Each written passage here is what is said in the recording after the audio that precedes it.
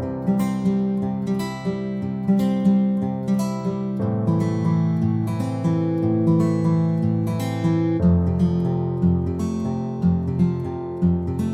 contains some air, so the gas is not pure.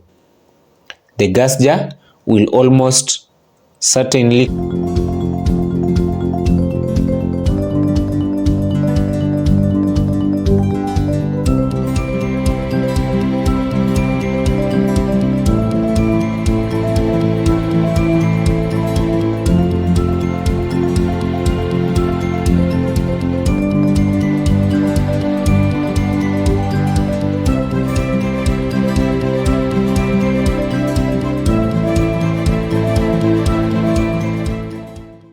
Today we are looking at preparation, drying and collection of gases in the laboratory. So now different gases are prepared differently in the laboratory using different reagents. So we want to look at how our gases are prepared, which apparatus are used, how they are dried, which drying agents are used, and how they are collected, because we have many different ways of collecting the gases. So now to begin with preparation of gases, a gas is prepared in some form of a generator, where now this generator can be round bottom flask, flat bottomed flask, or a conical flask. So the generator we are referring to in this case is just an apparatus. So we either use round bottom flask, flat bottom flask, or a conical flask. But now we cannot use a flat bottom flask if heating is required, because when we heat a flat bottom flask, it could crack. So when preparing any gas where now heating is required of the reagents, we are advised not to use a flat bottom flask because it could crack. So flat bottom flask is not advisable to be used if heating is required. So from the generator, which is now the apparatus, either flat bottom flask, round bottom flask, or a conical flask, we use a delivery tube to the collecting gas jar. From now the generator that you have said to the collecting gas jar, the connection in between, you use a delivery tube. So from the generator apparatus, we use a delivery tube to the collecting gas jar. So the delivery tube must always be well above the level of the reacting chemicals. The delivery tube must always be above the level of the reacting chemicals.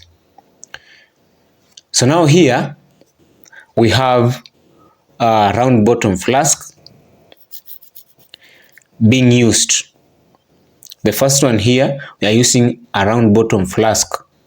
So you can see that now we are supplying heat, and we said in case heat is required, we do not use a flat bottom flask because it could crack. So now we have a dropping funnel where now we are getting in the reacting reagents to form the gas. Then now this tube that is getting out the gas to the gas jar is what we are calling a delivery tube. We are saying it should be above the level of reacting chemicals. It should be above the level of reacting chemicals. Now, it should be above the level of reacting chemicals, but it must be dipped more than the apparatus that we are using to get in the reacting chemicals. For example, in this case here, we have a dropping funnel.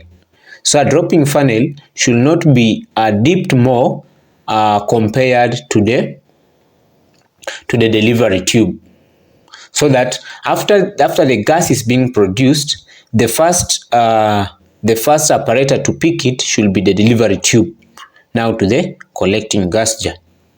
So if the tube to supply a liquid or solution reagent is a dropping funnel, the tap must be closed to prevent the gas from coming out of the flask. Remember now at this point, we have one for now getting in the reagents, the reacting reagents, and another delivery tube which has to get which we are using to get out the gas.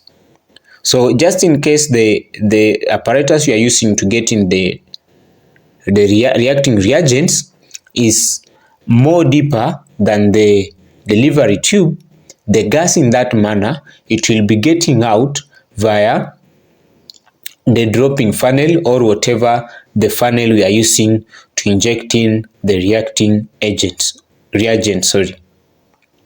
So now we are saying in case we are using a dropping funnel, the tap must be closed to prevent the gas from coming out of the flask. And now if we are using a thistle funnel which has no tap, it must be dipped below the surface of the reacting chemicals. It must be dipped below. Now, for example, here we are having a flat bottom flask. Because now we are using a thistle funnel, it is dipped inside the reacting reagents. It is dipped inside the reacting reagents. Keeping in mind that now the thistle funnel does not have a tap. So now the gas cannot escape through it. But now, after the gas being produced, after the reaction, it will be getting out through the delivery tube. It will be getting out through the delivery tube. So the delivery tube must always be well above the level of the reacting chemicals. Now we are saying that if the tube to supply a liquid or solution reagent is a dropping funnel, the tap must be closed to prevent the gas from coming out of the flask. Remember now, we are carrying out this reaction to come up with a given gas. We say different reagents, we are reacting them to have a given gas. So now our end product must be the gas that we are targeting. So if we are using a dropping funnel and we have not closed the tap, in that case the gas will escape through the dropping funnel. So if a thistle funnel is used which has no tap, it must be dipped below the reacting reagents, so that after these reagents have reacted and now they are giving out the product which is the gas, it can go through the delivery tube. So you are saying that must be below the surface of the reacting chemicals. This prevents the gas from coming out of the flask through now the thistle itself. So you have to note that since the gas generator, the apparatus we said either round bottom flask, flat bottom flask, or conical flask is being used, remember at the beginning, these apparatus are not empty, but they are full of air. So before any gas is produced, the first sample of the gas that we are collecting should be discarded.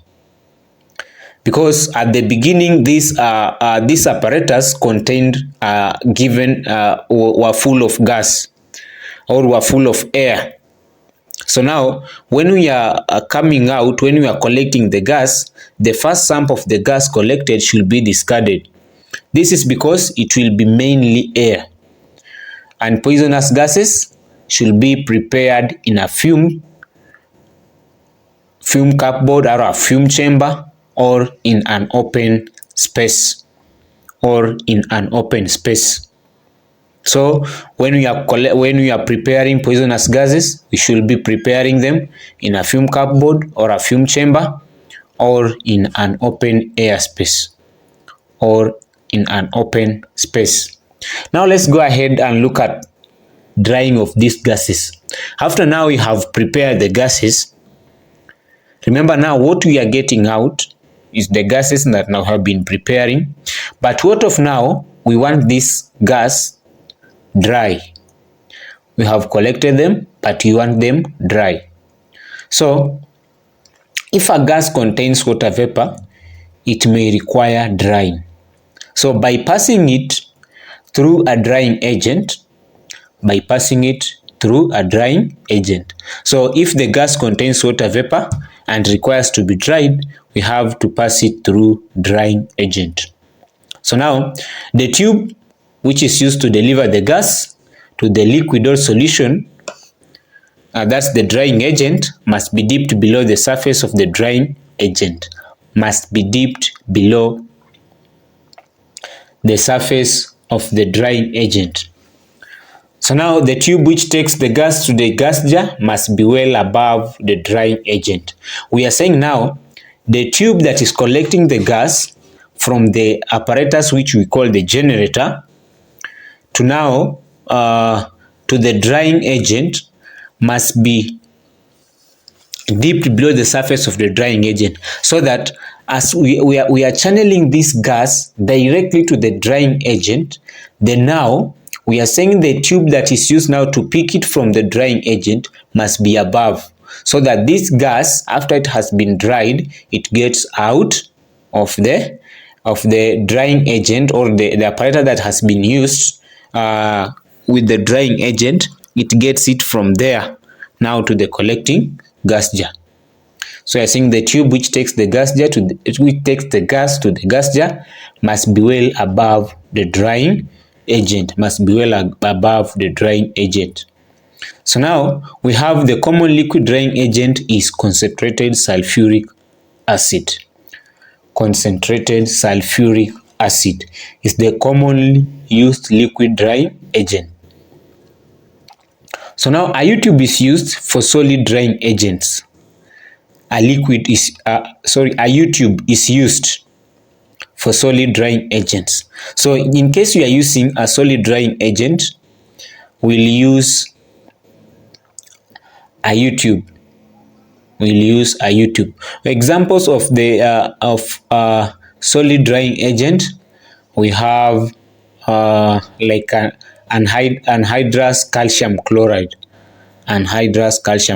But we said that the common liquid drying agent is concentrated sulfuric acid.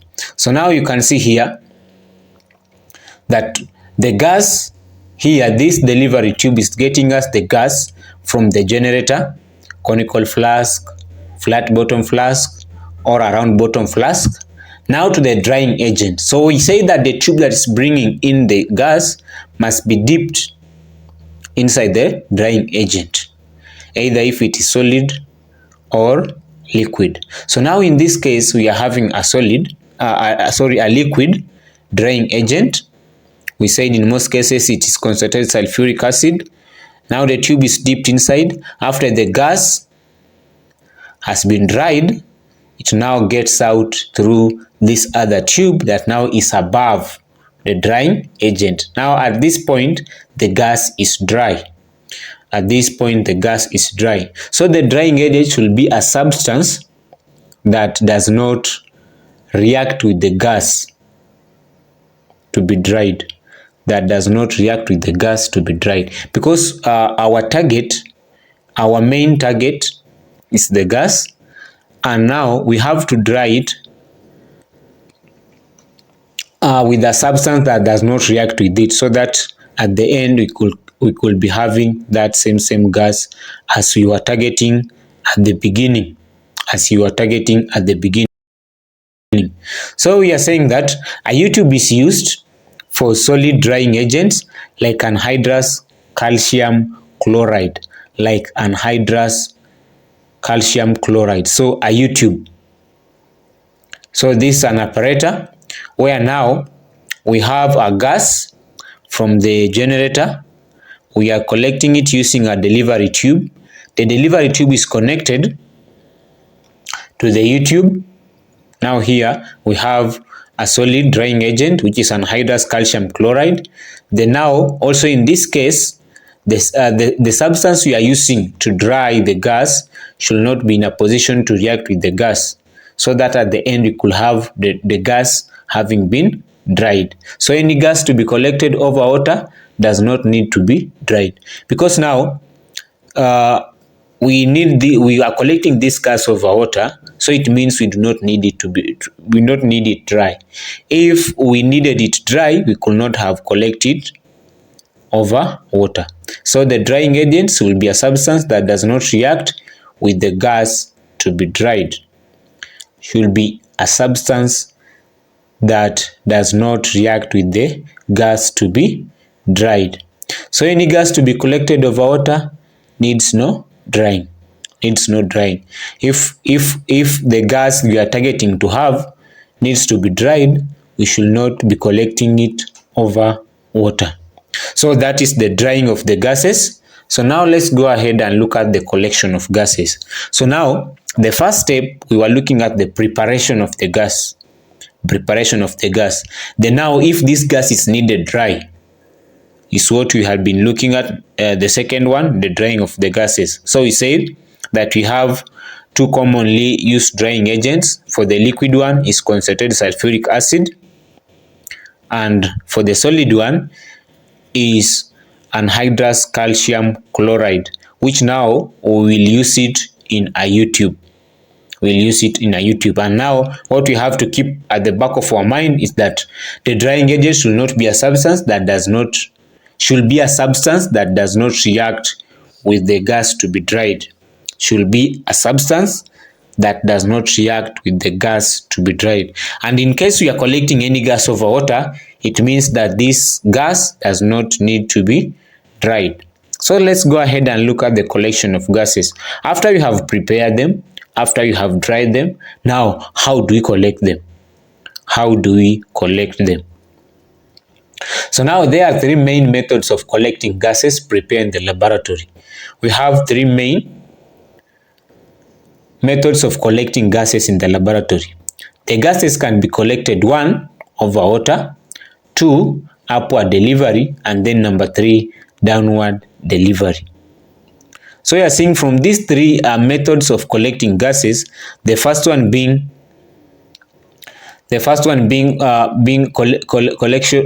collected over water, upward delivery, or downward delivery. So gases which are insoluble only or slightly soluble. For us to collect any gas over water, it has to be 1, insoluble or slightly soluble in water. And another reason as to why we'll use over water method to collect any gas, if it is not required dry. So you are saying that gases which are insoluble or only slightly soluble in water are collected over water, and if they are not required dry.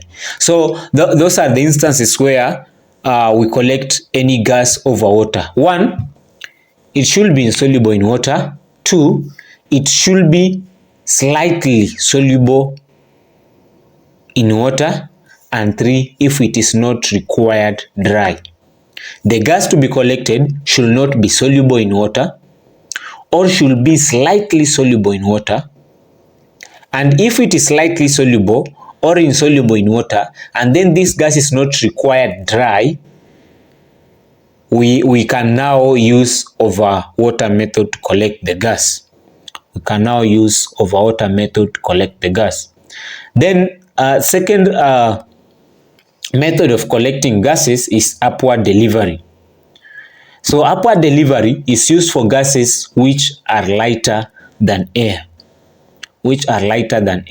So this method is also called downward displacement of air.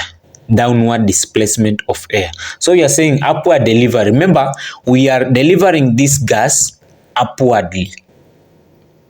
And so we are saying it is also called downward displacement of air. As now we are collecting this gas upward, the air is being displaced going downward. And we are saying for any gas to be collected by upward delivery or downward displacement of air, this gas is lighter than air. So now it will occupy the upper part of the gas jar.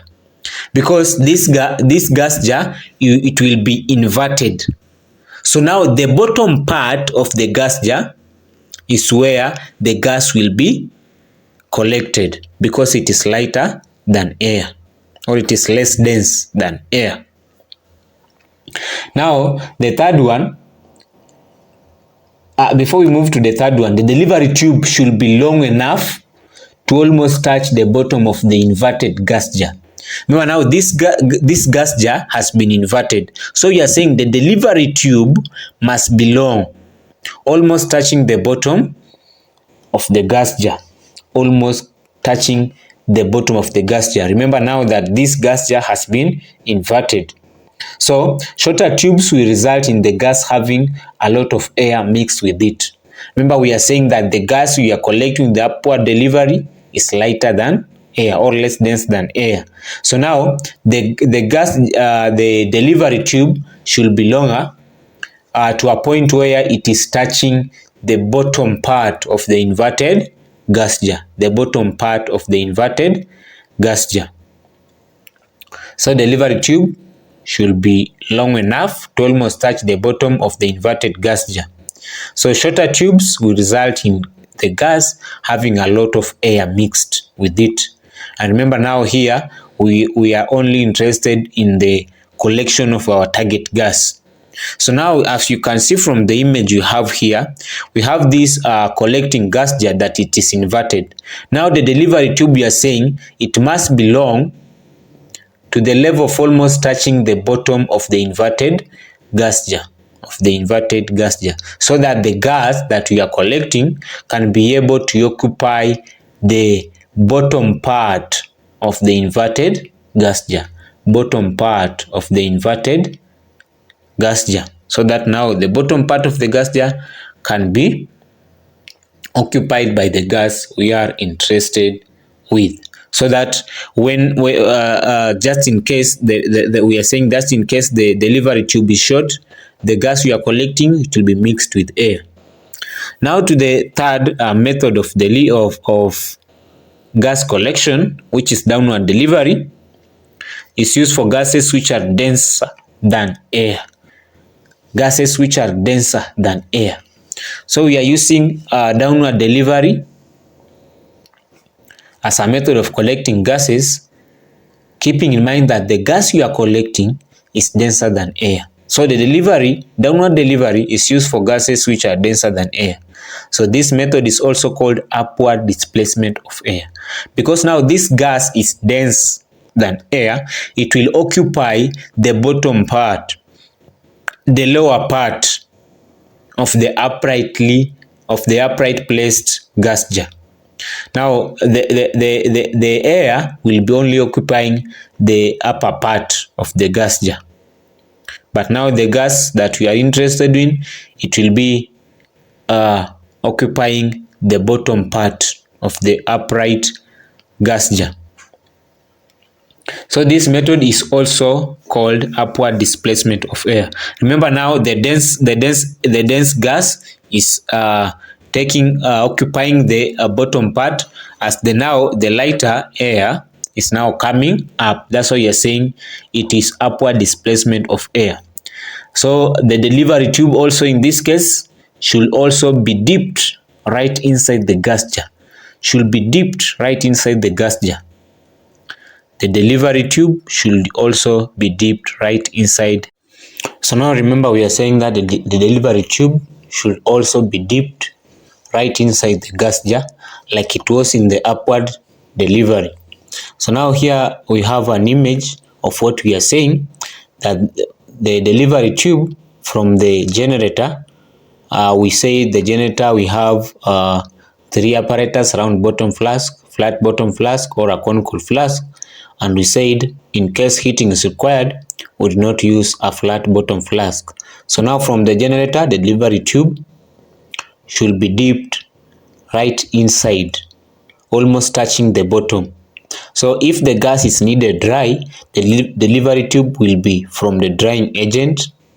If it is a liquid, or if it is a solid, from a U-tube.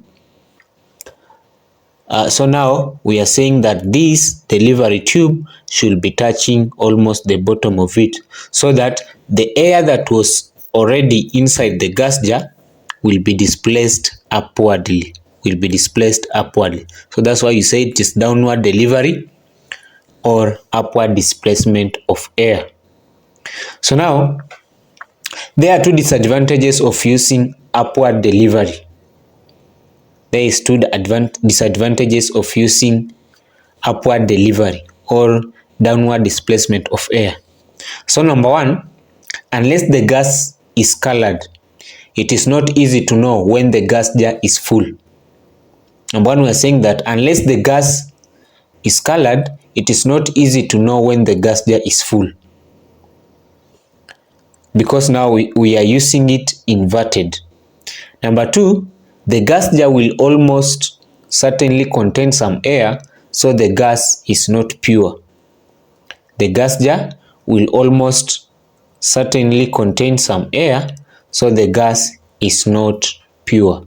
So the gas is not pure.